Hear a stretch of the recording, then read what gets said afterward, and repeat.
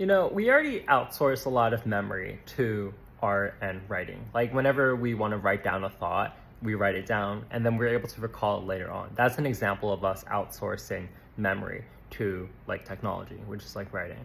But like, I don't think it's a stretch to imagine that we outsource reasoning as well to computers basically. Like if you think about it, like we type things into a Google Docs, we save a Google Doc, and then we're able to access it later on. That's an example of like memory saving. But like historically, our brains are just like, we have like a finite amount of like neurons, and that reflects like the amount of reasoning, like the absolute amount of like reasoning that we can do, as well as the absolute amount of like memory we can do, right? And we've established that like we do outsource memory a lot of times. So I don't think it's a stretch to outsource like processing and reasoning as well. We can literally get added GPUs in our brain through AI, through like all the AI factories that NVIDIA is going to create, or like just like all these like data centers. Like these are things that like we can do to like outsource reasoning in the same way that we treat outsourcing memory via like writing and art.